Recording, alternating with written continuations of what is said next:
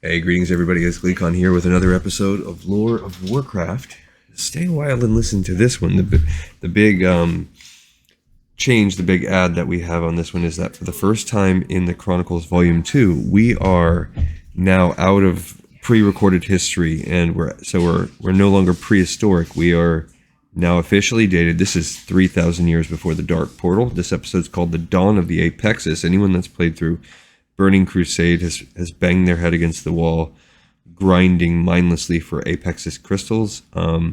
There's a bunch of quests there. You might get sucked in to do it now. They're not part of Lore Master or anything, but you could get some decent just transmog and mount unlocks by wasting your life up there. Most of the quests are, not most, but there are a handful of broken ones, so I've spent too much time on needless content, even in recent years, with the stupid Apexis. So let's find out what the lore is behind that. All right, here we go.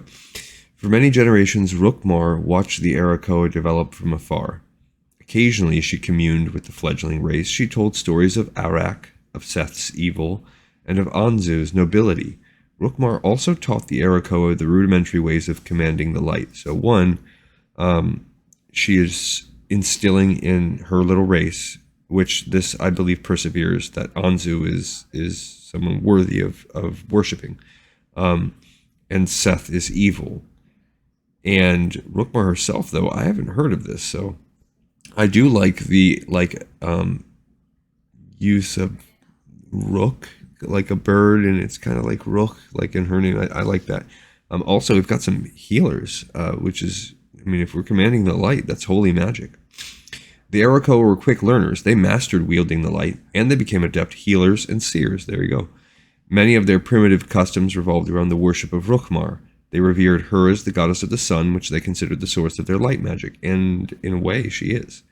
The arakkoa were not content to harness the powers of the light alone. Due to Rookmar's teachings, they revered Anzu as a deity, much in the same way they did the sun goddess. Many arakkoa discovered arcane magic and became extraordinary sorcerers. So that also makes sense. And now we have this sort of, like a dichotomy of worship. We have a dualology or something like that. As the arakkoa flourished, Rookmar felt her life force fading. She communed with her children one last time and urged them to claim Arak for themselves. Rookmar took to the winds and soared south, and the arakkoa followed. Just as they reached Arak, the firebird breathed her last breath. Flames consumed her form, and she burned like a second sun in the sky. The arakkoa took Rookmar's passing as a sign of their own ascendancy. They vowed to create a grand civilization in Arak to honor her, one that would outshine any other culture on Draenor. The light of their knowledge and their power would blaze in the heavens just as Rookmar had. Calling themselves the Apexis, the arakkoa claimed the highest reaches of Arak's spire. They harvested timber from the surrounding woods and metals from the nearby mountains. They built immense gilded structures around their towering new home.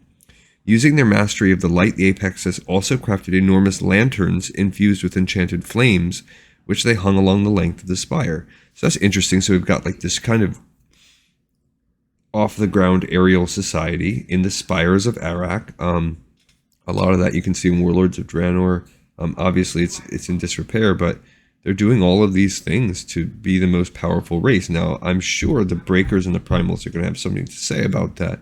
But I think we're both developing what will become Shatrath City and Tarokar, or maybe not Shatrath, but the precursor to that, or at least the Oshindun. And we're also looking at some of what the spires of Arak look like in Warlords of Draenor. Okay, guided by the mythical tales of Anzu and his noble sacrifice, the arakkoa sorcerers investigated Sethek Hollow. They carefully studied the pool of cursed energy there, and they unraveled the mysteries of shadow magic. These sorcerers developed a unique ability to combine their knowledge of the arcane with the darker powers found at Sethek Hollow, and I think they can still do that with those little potions you can get that take you into the shadow, like into the shadow realm, and there you can still talk to Anzu or something, I don't know. The Apexis embraced both light and void, believing they were natural parts of life. Two factions formed, each specializing in an opposing force. The Anhar order studied the arts of wielding holy magic. The Scalax Order dedicated itself to studying shadow and arcane magics. Again, the foundation, the bedrock of what Warcraft is all about is that dynamic tension, the conflict of opposing forces. Both groups occupied the upper echelons of Apexis society, and they shared equal prestige and influence. Okay. As the arakkoa solidified their power in Arak, they explored the world. They were not an expansionistic people, but they were curious. They forged outposts across Draenor to observe the local flora and fauna. The arakkoa studied the forests and their shapes, and they mapped out the great mountain ranges that crisscrossed the world. In awe, they realized that many of these places were the ancient remains of creatures that had once walked Draenor. I guess from that bird's eye view, you'd be able to see the skeletons, kind of, the bones that make up these zones.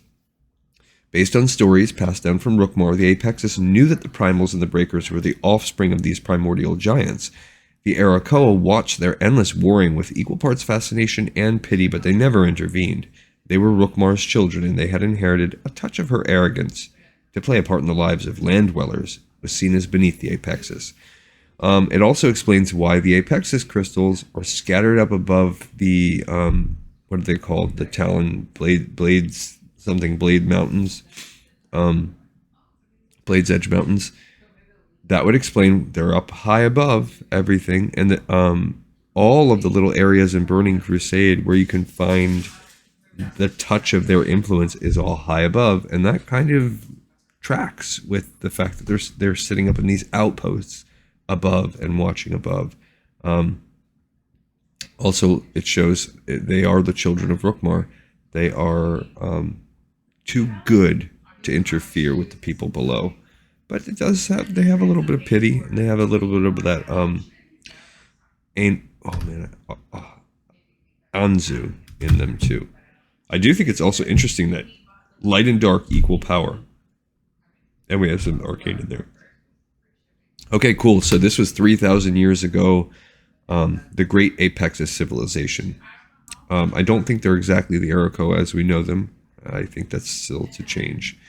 And we'll find out more on the next one of these next ones. This episode's in the pipe 5x5. Thank you for listening. I appreciate you so much. Thanks for having patience despite my little background noise. And I'll see you on the next episode of Lore of Warcraft.